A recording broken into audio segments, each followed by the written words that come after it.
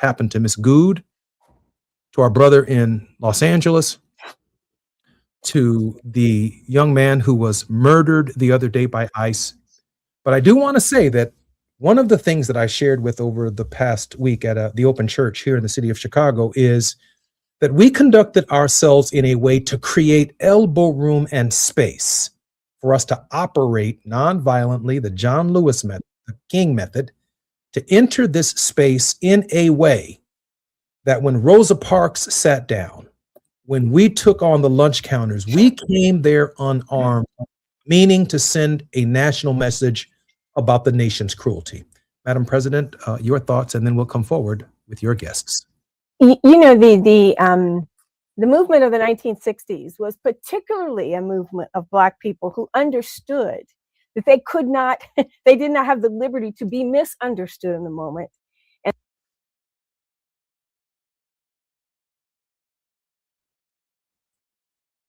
that we did not have the liberty, she said, to be misunderstood in the moment.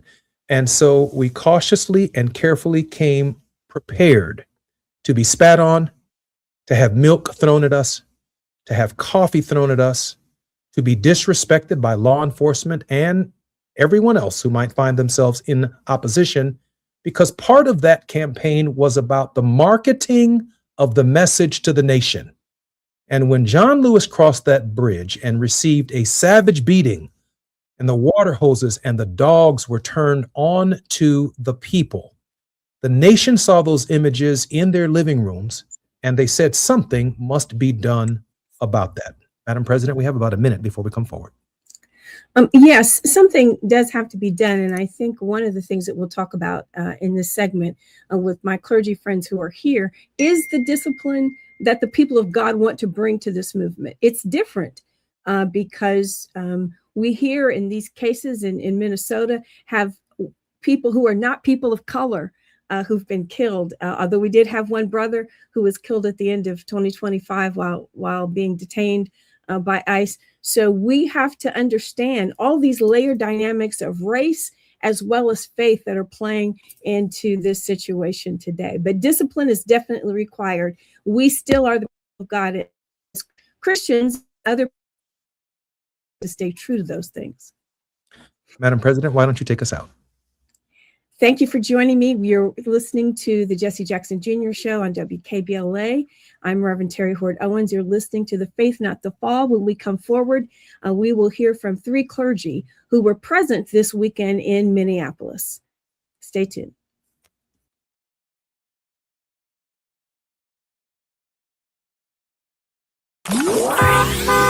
It's afternoon drive time with Jesse Jackson Jr. Only on KBLA Talk 1580.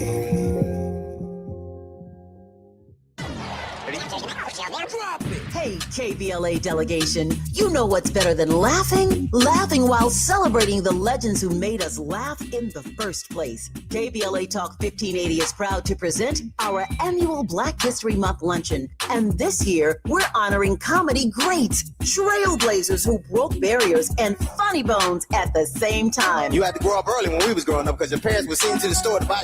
You was too young to buy. I want you to go to the store, get me a 5th of gin and a pack of cigarettes. Mama, I'm 2. They ain't gonna let me have that. Here, take this note. You be a little boy walking down the street with liquor and cigarettes, and your neighbors be going, that's a good little boy right there. We need a little levity right about now. So we're rolling out the red carpet for comedy royalty. D.L. Hughley, Melanie Camacho, Earthquake, Lunel, Dion Cole, Martin Lawrence, and a surprise guest appearance. It's going up Thursday, February 26th in downtown LA at the Grammy Museum. An unforgettable afternoon of stories, celebration, and yes, plenty of laughs. Because let's be real, these legends don't just tell jokes. They have changed the game, opened doors, and made history while making us smile. You got to go to child support court. You got to get there real early in the morning. You see brothers going into court. You see them come out 3 hours later. I can't pay this.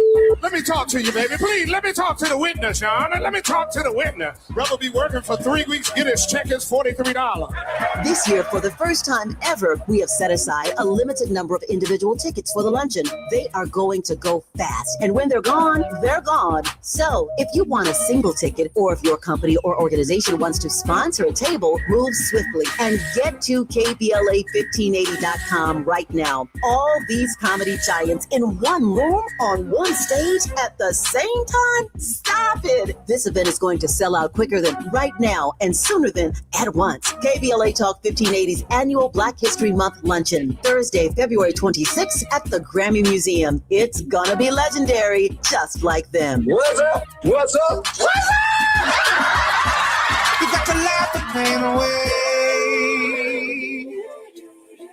Are you drowning in IRS tax debt? Angela was. She called Civic Tax Relief and saved over $80,000. Felicia was having health problems, got behind on her taxes, interest and penalties were adding up. She called Civic Tax Relief and saved over $15,000. Civic Tax Relief is a professional tax negotiation firm that can protect you from the IRS. If you're getting collection letters, call Civic Tax Relief for a free consultation. They will go to work helping you discover all the relief programs you may qualify for free. James owed the IRS $37,000. Civic Tax Relief represented him against the IRS, and by the time everything was completed, he did not owe the IRS anything. If you are in trouble with the IRS, call Civic Tax Relief for your free consultation now. 800-200-2257. 800-200-2257. Get a free consultation and real tax relief. Call 800-200-2257. 800-200-2257.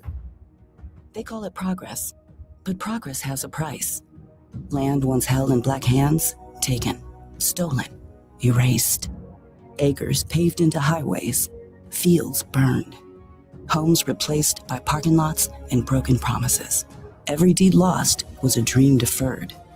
We talk about millionaires, but what about the millionaires that never were? The farmers whose soil was seized, the families who watched their inheritance disappear, the wealth that never had a chance to grow because its roots were ripped from the ground. They took the land, but never the legacy, because the soil remembers, and so do we. Every story matters. Our mission is to collect, preserve, and amplify these stories. If this is part of your family's history, visit blacklandlost.org/share your story and help bring us closer to justice. Now back to more of Jesse Jackson Jr. on KBLA Talk 1580. The Jesse Jackson Jr. Show.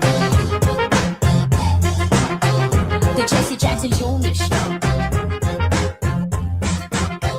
The Jesse Jackson Jr. Show. The Jesse Jackson Jr. Show. King Polly drops the beat. Come on and talk with me. Come on and listen to me. Come on and talk with me. Come on and listen to me. KBLA Talk 1580. Good afternoon and welcome back to the Jesse Jackson Jr. Show here on KBLA. I'm the Reverend Terry Hort Owens, and I am your host today for Mountain Moving Mondays and our regular segment in this hour, The Faith Not to Fall. I am, as you know, the General Minister and President of the Christian Church Disciples of Christ, a mainline denomination that's about 80% white, about 10% Black, 6-7% Hispanic, and 2-3% Asian Pacific Islander. I am blessed to have with us today 3 clergy in our tradition who were all on the ground in Minnesota and all live in the Minneapolis community. The Reverend Dr. Lori Pound-Vale is the former, now retired pastor of First Christian Church, Disciples of Christ in Minneapolis. She has a DMin from Doctor of Ministry degree from the Lutheran Seminary, and I want to share with you the title of her thesis because it gives you a sense. This woman who was born in Mississippi and went to Mississippi State did a DMin thesis on white supremacy. The title was Confessional Biblical Preaching in the Face of Whiteness, Challenging the Preacher's Understanding of Systemic White Supremacy. She's the founder and co-facilitator of Disciples Public Presence, which is a justice ministry there in the Upper Midwest region, and a co-facilitator for the consortium within our church of all Disciples ministries called Disciples Justice Ministries. And she also serves on the board of the Disciples Center for Indigenous Ministries. She's been very active with our anti-racism and pro-reconciliation team, and was also one of the founders of the Standing Rock Camp, which helped to help young people understand the injustices that were happening to Indigenous people in Standing Rock. So just so grateful for Lori. We also have the Reverend Dan Adelson, who is the current associate pastor of First Christian Minneapolis. He's also the co-facilitator of Disciples. He has a degree in music education, but also in BID, and is very active, deeply involved in the LGBTQ plus issues at the and state level, and also church.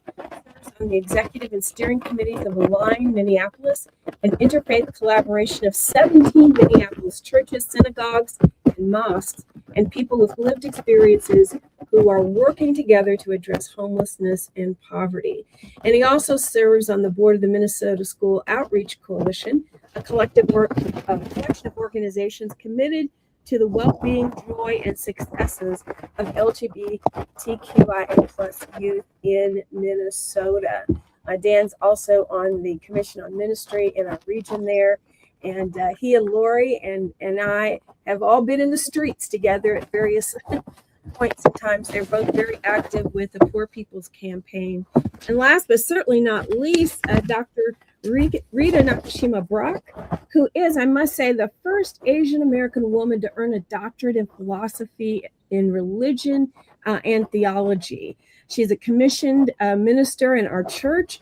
Perhaps most importantly, she is a renowned scholar on the issue of moral injury. She's the founder of Collective Approaches to Moral Injury Recovery, and she co-founded and directed the School Repair Center at Bright Divinity School, a Disciples-affiliated seminary, and was senior vice president for moral injury recovery programs at Volunteers of America, which is a large social services nonprofit. And she continues to offer the educational programs that she created via the Soul Repair Center at Bright Divinity School. She is a chaplain, a scholar, an educator, a mentor to women of color scholars, an award-winning author, and Rita is certainly recognized across the nation beyond the Disciples of Christ as an expert on moral injury. And she's going to be doing a hybrid lecture series in London and Durham on the relationship of history and religion to the far-right fascism emerging today in Minnesota. So as you can see, Saturday morning, when we heard of the shooting, it was Dan who reached out. We had issued a pastoral letter on behalf of the whole church and the region of Minnesota, and Dan was keeping me abreast of what had happened. We found out that we didn't know the name at the time. We just knew that someone had been shot and killed by the federal agents. And then we learned that Rita had been arrested among the clergy who were praying and released. So first of all, I just want to go around and just give this, we'll try to be managing the time, but want to hear about your personal experiences as to what you experienced this week, and then later in the hour learn more about how clergy are organizing. So let's start perhaps with Dan. I'm going to try to fix my sound here. Well, thank you so much, Terry. It has been an unbelievable 72 hours. To go from the highs of 600 clergy and faith leaders answering the call to come to Minneapolis, to witness, to learn, to be educated, to go out in the streets and have presence. And then Friday morning, Rita and 100 other clergy local in Minnesota holding an action at the Minneapolis-St. Paul Airport, which is a Delta hub, by the way. Having that amazing, powerful action, and then going out in the streets with 50,000 people. And 50,000 people anytime is one thing, but when it is as cold as it was on Friday, that was something else. And then, unfortunately, Saturday morning to have this awful turn of events. And it's just blocks from the building that First Christian is in South Minneapolis. It was just devastating, and the pivoting and things that we have needed to do to be there for our community.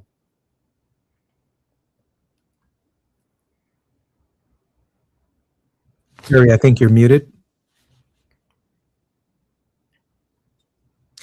If we can introduce Lori Fele, you please share with us your insights on the ground in Minneapolis, Minnesota. Thank you, Mr. Jackson. I'm going to echo a lot of what Reverend Dan just said.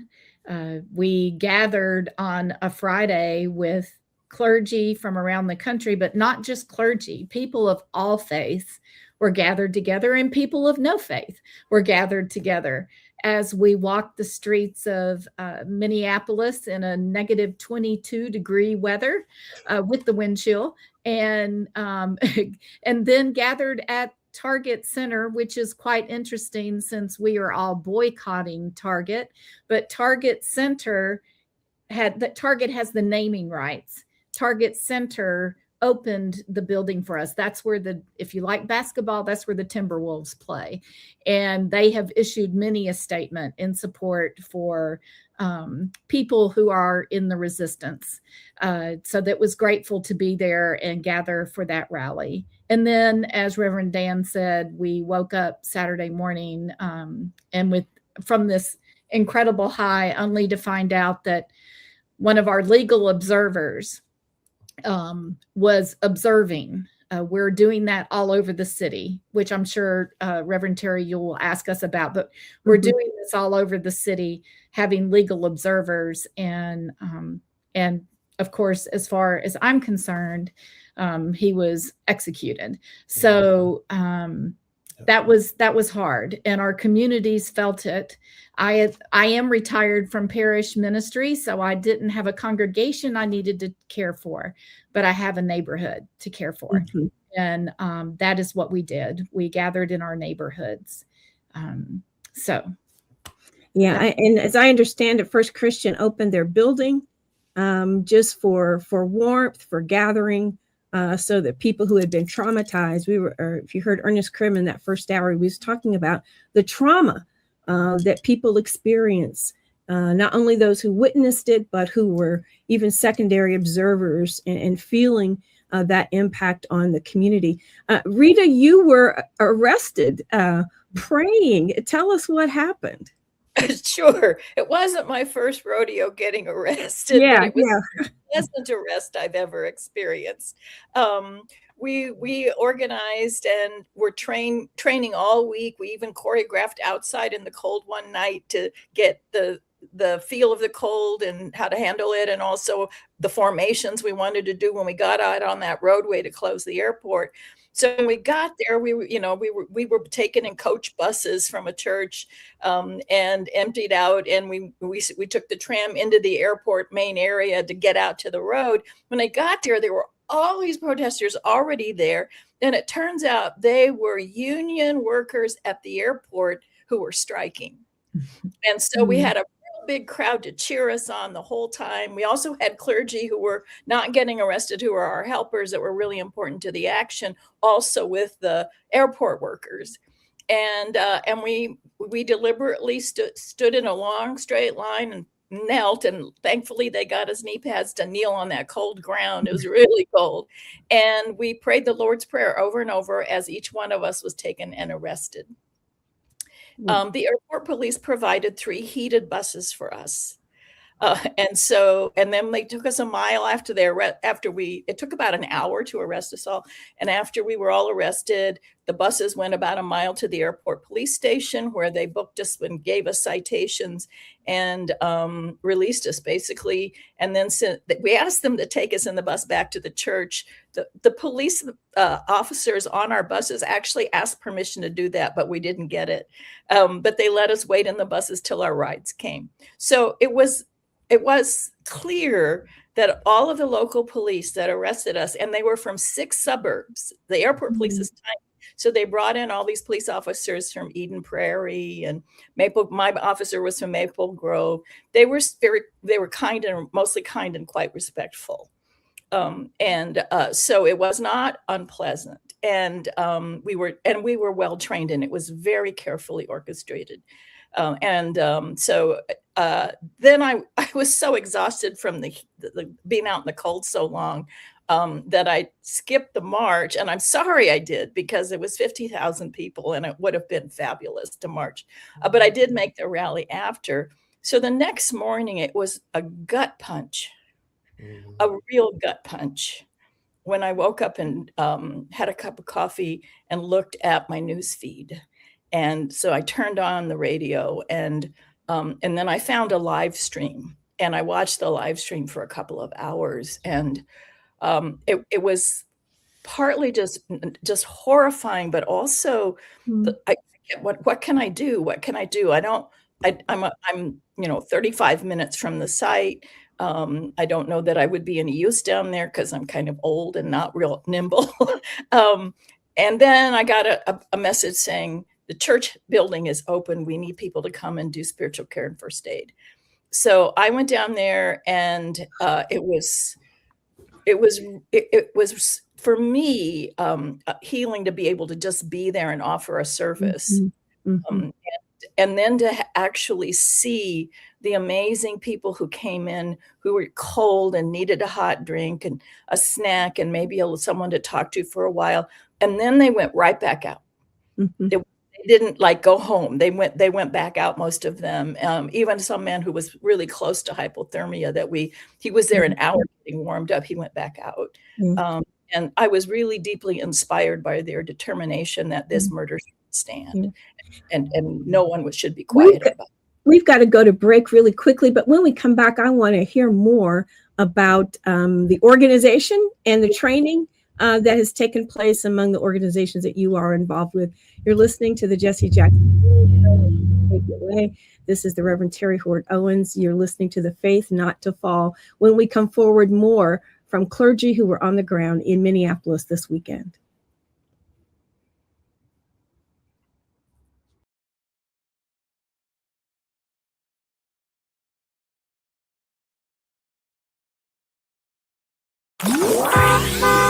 It's afternoon drive time with Jesse Jackson Jr. Only on KBLA Talk 1580.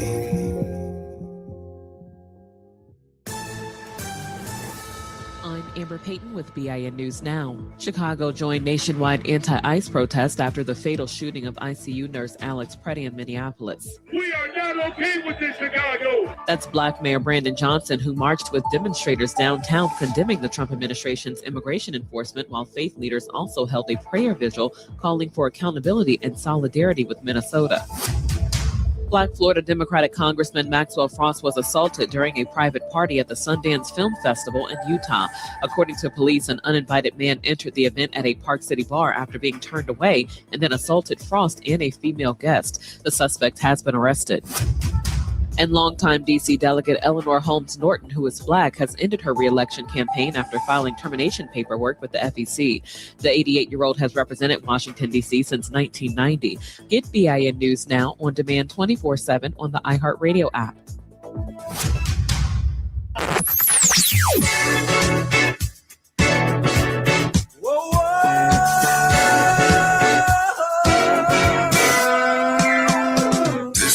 KBLA Talk 1580.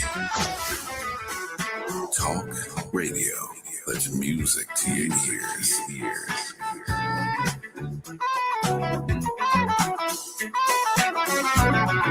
We're unapologetically progressive. KBLA Talk 1580. We've got a lot to talk about.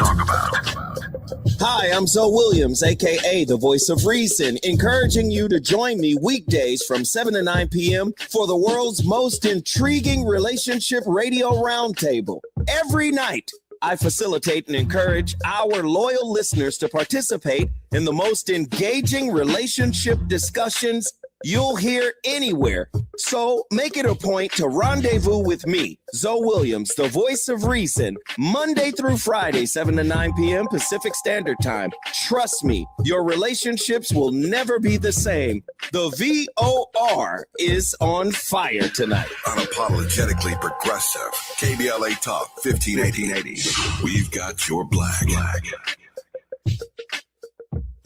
KBLA Talk 1580, connecting you with the world. African Focus Incorporated is a community-based organization whose mission is to bring Africans and African Americans together, lead charitable initiatives on the motherland, and educate people from all walks of life on the beauty, legacy, and opportunity of Africa's 54 nations. And it's that time once again when African Focus is teaming up with KBLA Talk 1580 for our 8th annual African Focus Trailblazers Tour. Travel with us in 2026 when we're headed to the Southern African nations of Zambia and Botswana for a historical, cultural, and vacation tour led by me, Dominique DePrima, Cultural Ambassador for African Focus Incorporated. Enjoy luxurious accommodations, conscious fellow travelers, shopping, adventures, cultural tours, wildlife safaris, and a giant waterfall, one of the world's 7 wonders, along with a chance to be of service at an orphanage on the continent. Become an AFI trailblazer by exploring the motherland with a nonprofit organization that has members in Africa and America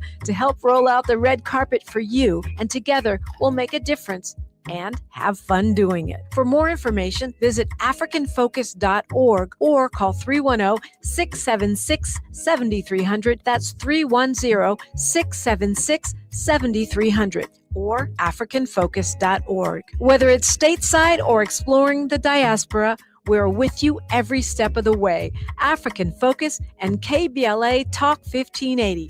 Come go with us. Hey, KBLA delegation, you know what's better than laughing? Laughing while celebrating the legends who made us laugh in the first place. KBLA Talk 1580 is proud to present our annual Black History Month luncheon. And this year, we're honoring comedy greats, trailblazers who broke barriers, and funny bones at the same time. You had to grow up early when we was growing up because your parents were sent to the store to buy.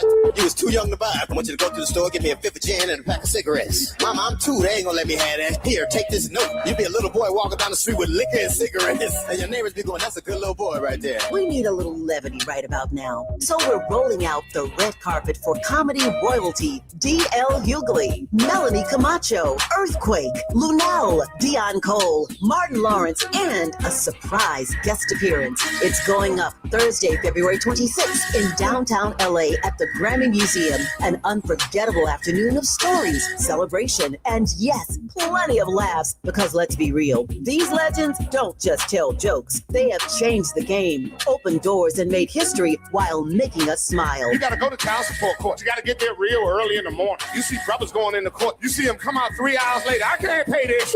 Let me talk to you, baby. Please, let me talk to the witness, Sean. Let me talk to the witness. Brother be working for 3 weeks, get his check is $43. This year, for the first time ever, we have set aside a limited number of individual tickets for the luncheon. They are going to go fast, and when they're gone, they're gone. So if you want a single ticket, or if your company or organization wants to sponsor a table, move swiftly and get to KBLA1580.com right now. All these comedy giants in one room on one stage at the same time? Stop it! This event is going to sell out quicker than right now and sooner than at once. KBLA Talk 1580's annual Black History Month luncheon, Thursday, February 26th at the Grammy Museum. It's gonna be legendary, just like them. What's up? What's up? What's up? You got to laugh the pain away. You're listening to Jesse Jackson Jr. on KBLA Talk 1580. The Jesse Jackson Jr. Show. The Jesse Jackson Jr. Show. The Jesse Jackson Jr. Show. The Jesse Jackson Jr. Show. King Folly, drop the beat. Come on and talk with me. Come on and listen to me. Come on and talk with me. Come on and listen to me. KBLA Talk 1580. Download the app. Welcome forward to the Jesse Jackson Jr. Show here live on KBLA. This is Mountain Moving Monday, and I'm the Reverend Terry Hord Owens with our weekly segment, The Faith Not to Fall. I'm joined today by 3 colleagues from the denomination that I'm so proud to lead, the Christian Church Disciples of Christ, 3 clergy One, a clergy scholar who was, they all live in Minneapolis and are active in one of our congregations there, were on the ground and were witness to not only the successful march on Friday, but then the horrifying execution of Alex Preddy. And I know, Rita, you had some comments you wanted to make about Alex, his actual death and the gun. Let me give you a few minutes to talk about that. And then I want to talk about how clergy are organizing and the training that's gone into operating in a world where we have rights to protest, but clearly people are not respecting the rule of law at this point. So Rita, you had something you wanted to share? I wanted to say, I think Mr. Jackson's reminding us about the nonviolence principles and the training that happened in the civil rights movement was really important, because as clergy, we received that for direct action. But I think what's happening in Minnesota is more like the Montgomery bus boycott than Pettus Bridge. It's just ordinary people who are fed up and who want to help their neighbors and do something. And I think that's who Alex Preddy was. He I don't know that he was part of any training or organized movement or anything. Neighbors are just showing up with these whistles just to warn people about ICE coming into their neighborhoods. They're just ordinary people. And I think the tragedy for Alex Preddy is that he was that kind of good person, a nurse at the VA ICU unit. In fact, I understand now veterans are really angry about what happened to him, but he had a legal permit to carry his gun. He was probably doing that for his own protection. He may have received threats or something, but there's no way he was at fault for getting shot. And ironically, the Trump administration has advocated for people being able to carry guns to demonstrations. He wasn't at a demonstration. He was just in his neighborhood trying to help his neighbor get up off the ground.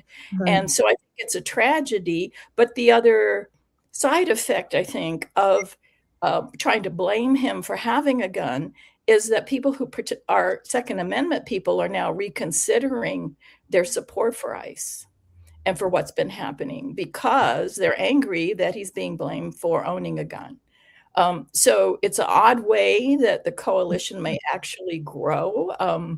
That's sort of an odd thing that's been happening, is that people jumping on board are coming for all kinds of different reasons. But I wanted to just clarify that I as far as I know, he hadn't received any kind of training. He was just being a good person. Okay. So when you say he was a legal observer, how were you defining that? Was there a training? How was he designated as a legal observer? Y'all want me to? I'll take that one. There is training to be a legal observer.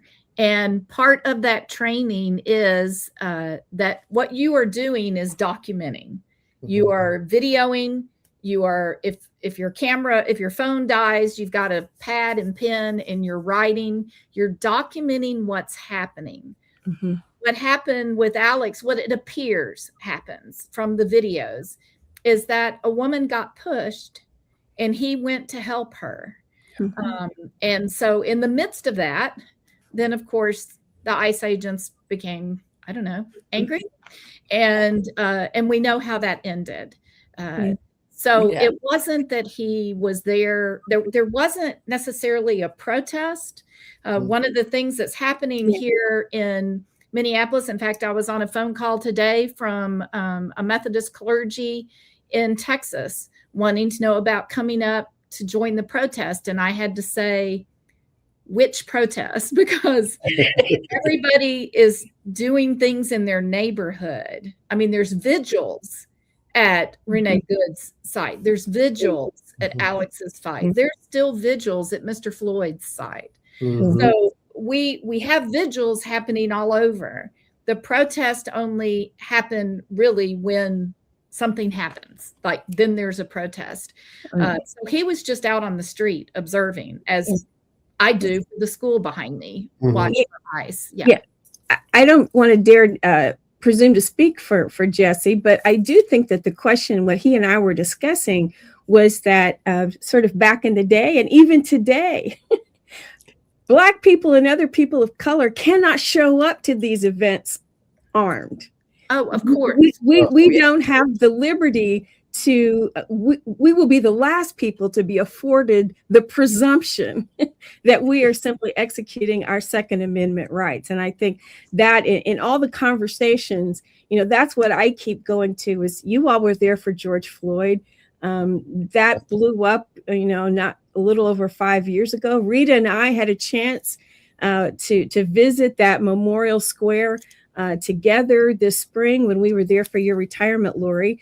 And they are concerned that people have kind of forgotten, right, everything that's happened, and that the people who stood in solidarity with them are not standing in solidarity now to do the work to dismantle the systems that have created these situations. How do you all see in your I'm sorry, Jesse, let me pause and let you jump in there. President, if I could just add one.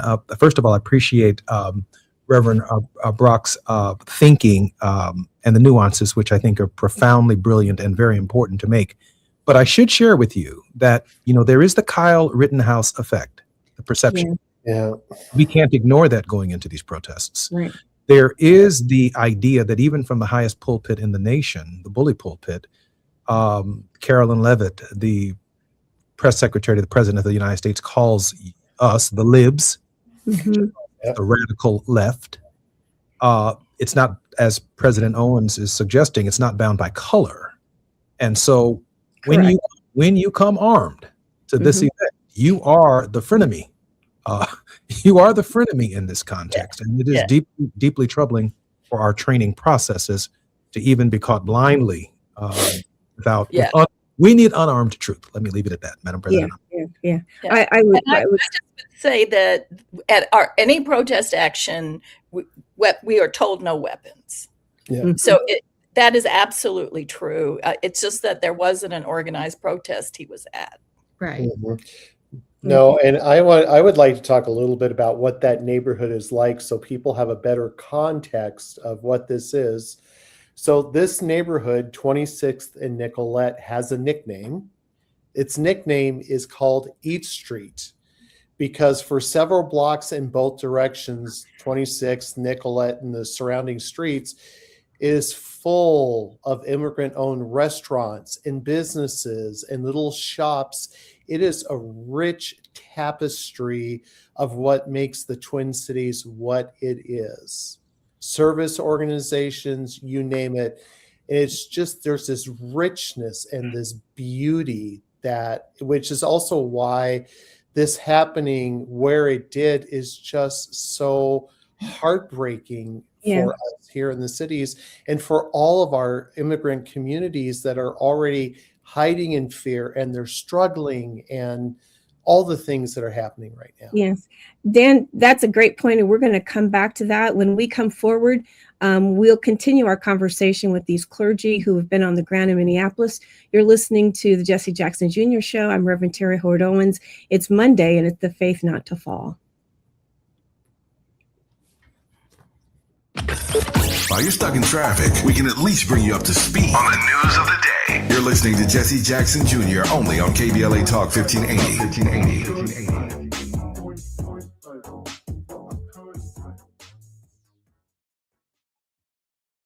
USC Visions and Voices invites you to the LA premiere of Major, an exciting new dance theater performance exploring the legacy of Majorette dance. Directed by award-winning choreographer Ogemdi Ude, Major combines music and movement to explore what it means to be proudly Black and proudly femme. Join us on Wednesday, February 4th at USC's Bovard Auditorium. Reserve your free ticket now at visionsandvoices.usc.edu. That's visionsandvoices.usc.edu. This is a special alert to all Americans who own a vehicle with less than 200,000 miles with an auto warranty about to expire or with no warranty coverage at all. Due to a decline in the economy, CarShield is announcing a low-cost month-to-month vehicle protection plan that is now available to the public to save any driver out-of-pocket expenses on future auto repairs. Call now to find out how you can pay almost nothing for covered auto repairs. Yes, you heard that correctly. Pay almost nothing for covered auto repairs. An open phone line has been established for all drivers to call for a free quick quote. Call 800 800-297-1563 now. Drivers who are covered will not have to pay for covered repairs again. This protection plan is at an all-time low. Additionally, drivers who activate this vehicle protection today will also receive free roadside assistance, free towing, and car rental options at no additional cost. Call us for your free quick quote today. 800-297-1563. That's 800-297-1563. What do you have to lose? Call 800-297-1563. Again, 800-297-1563. Hey there, Los Angeles. This is James Lucky Jr., publisher and editor of Los Angeles News Observer. Are you hungry for news that matters to you in the African American communities of Los Angeles? Well, buckle up, because we got the scoop you've been craving. Stay in the know and never miss a beat with our free weekly publications conveniently available near you. Or hop on the digital wave and become an exclusive subscriber at OGNSC.com. Don't forget to join the party on Instagram and Twitter at OGNSCINC for behind-the-scenes access and sizzling updates. No more FOMO. Let's stay informed, connected, and empowered together. KBLA Talk 1580. We've got a lot to talk about. KBLA Talk 1580, connecting you with services and solutions. The Los Angeles Regional Food Bank is on a mission to fight hunger and provide nutritious food to those in need across our community. They partner with federal, state, and local programs advocating for better policies and funding for critical hunger relief programs like Cal Fresh, the Emergency Food Assistance Program, and the Child and Adult Care Food Program. The food bank works with coalitions and local representatives to make sure hunger is addressed in every district of LA County. They also run nutrition education campaigns, raise hunger awareness, and source nutritious food for distribution, all while supporting regulations that allow food pantries to operate safely. Want to help? Visit lafoodbank.org or call 323-234-3030 to volunteer or find a food bank near you. Together, we can ensure that no one goes hungry in Los Angeles County. This is a community call to action from KBLA Talk 1580. Do you owe $10,000 or more in credit card debt or personal loans? With credit card debt at all-time highs, Debt Relief Advocates is urgently notifying consumers of debt relief now being made available, designed to aid consumers with out-of-control credit card debt. Those who qualify and enroll for this relief program will only have to pay back a fraction of what they owe. This is not bankruptcy or a debt consolidation loan. This is a relief program that credit card companies would rather you not know about, as it ends your debt nightmare and saves you lots of money. Consumers owing at least $10,000 in credit card debt or personal loans can now take advantage of this debt relief as the cost of living skyrockets. Debt Relief Advocates has established a relief hotline for you to call to learn what debt reduction you may qualify for, so don't wait. For this free information, call the Relief Hotline at 800-515-4493, 800-515-4493, 800-515-4493. Now back to more of Jesse Jackson Jr. on KBLA Talk 1580. The Jesse Jackson Jr. Show. The Jesse Jackson Jr. Show. The Jesse Jackson Jr. Show. The Jesse Jackson Jr. Show. King Volley drops the beat.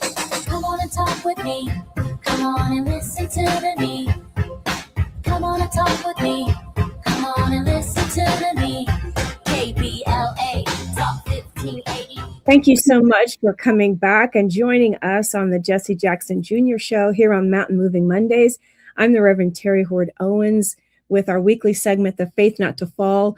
So glad to be joined by three of my colleagues, the Reverend Dan Edelson, the Reverend Dr. Lori Fail, and the Reverend Dr. Rita Brock, all three of whom live in Minneapolis, are members of the denomination I lead, and were on the ground this weekend for both the rally, the strike, and the resulting reaction and gathering that happened with clergy. Let's get back, Dan, to what we were talking about, to how the organizing of the clergy has been happening across Minneapolis. And given what's happened, I'm eager to hear from all of you what you think the next steps will be and what clergy across the country could do. We've got maybe 8 minutes till we wrap up, so that's a lot. But maybe let's talk about organization and how clergy can move forward.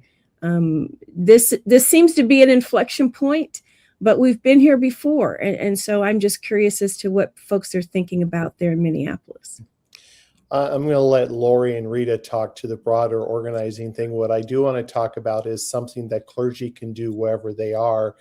As you heard us mention earlier, we have pivoted the building that First Christian is in, Springhouse Ministry Center, into a mutual aid center that is going to be open 10 to 10 as long as it needs to be. The Springhouse clergy and staff are all taking shifts. There are movement chaplains, there are other people to help, but those are things that can also be done. Mutual aid is a beautiful thing that can happen no matter where you are, because these are things that are going to show up. This is going to happen in some other city. We've seen it in several, Chicago, Memphis, LA, and it's going to happen other places. And that's one of the things is clergy need to be ready. How are you taking care of not only your people, but the neighborhood your building is in and your community is in? How are you on the ground? That's an important thing. That's so important. And again, I hope what comes from this are some stronger networks for that kind of training and discipline. Dr. King, the movement of the 60s was intentional about preparing people. Like you said, you were practicing to be in the cold, right? They were practicing to be spat upon, learning how to take care of one another, because that's a big part of it. Lori and Rita, other information about how people are organizing and what we can say to clergy who may be listening to us about how they can prepare and support.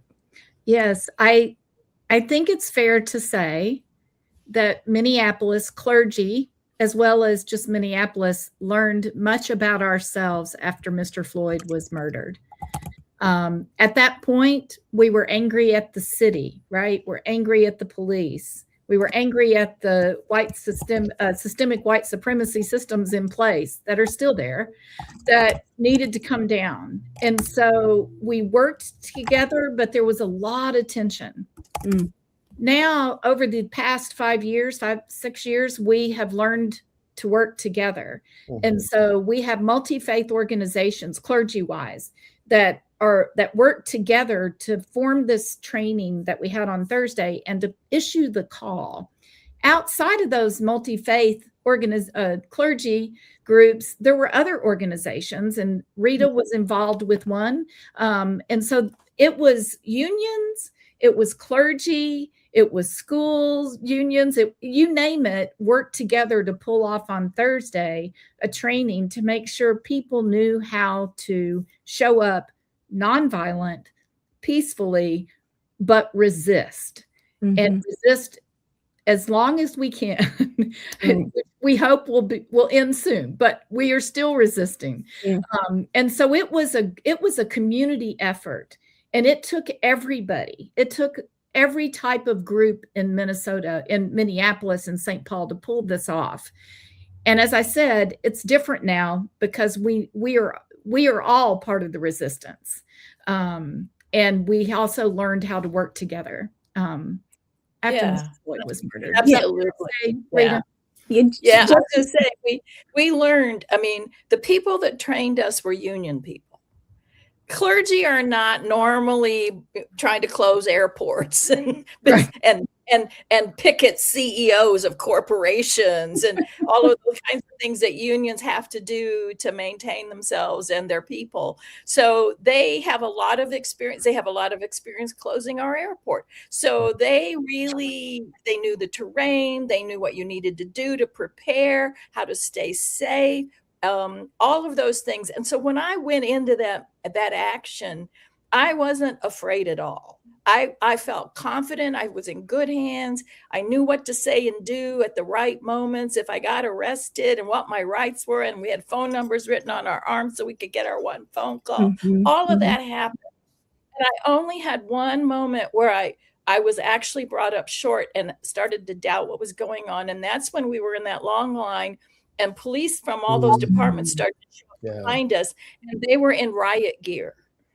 And that was a little bit scary, but they didn't arrest us in riot gear. I think it was just that they were making sure we were staying put and they could arrest us. But So I think that training matters so much for people not panicking, not knowing what to do because something might happen. They gave us the worst case scenarios that could possibly happen, and you had to decide whether you still wanted to get arrested or not after they told us all the things we needed to know. And a couple of people decided not to, and nobody. It was like, fine, you're still going to help as somebody on the sidewalk helping us out. So there was no shame in that. People had different reasons for needing not to get arrested. So that was really, really important. And the other thing I would say too about when we opened the church building on Saturday for the protesters down at where Alex Preddy had gotten killed, it was the most amazing stocked place I had seen. There were medical supplies to deal with people coming in with 2 kinds of tear gas, and if they were just kind of recovering, how to make yourself not get contaminated but take care of them. And if it was green tear gas, they had to go outside, and there was a whole other protocol for that because the person in charge was an actual doctor. And then there were the hot drinks and the snacks, and there were also free gas masks for people. And when we ran out of gas masks, the head of the aid station was on the computer ordering boxes of them, just making sure we had what people needed to stay safe. And then there were little kits that had been put together with instructions inside for how to deal with tear gas. And she would say to the persons leaving, take a bag, be a street medic. And so that sort of thing happened. Just need to be prepared. We're certainly going to have to stay in touch with this group as we come to the end of the show. MarchMinnesota.org, MarchMinnesota.org in the near term. If you're part of a group that's coming to Minnesota, please connect with them wherever. This is Community Organizing 101. Listen to the locals. So we invite you to listen to your local social service agencies, your organizers, be they unionizers, be they schools, be they clergy. I think the hope in this moment is that we have to use the moral authority that we as clergy have to stand on in a nation that is all too willing right now to ignore the rule of law. Thank you so much to all of you. You've been listening to the Jesse Jackson Jr. Show. This has been the Monday segment of the Faith Not to Fail. I'm the Reverend Terry Hoard Owens. I want to thank Reverend Jesse for giving me the host chair today. I look forward to our continued conversation in the weeks to come, and hopefully we'll have some of you back. Let's not lose hope. The right is necessary. We need all of your bold witness. So thank you for being with us. Thank you. Thank you. When we come forward tomorrow, you'll be joined once again by the Reverend Jesse Jackson Jr. KBLA 1580 Santa Monica. I'm Amber Payton with BIN News Now. Chicago joined nationwide anti-ICE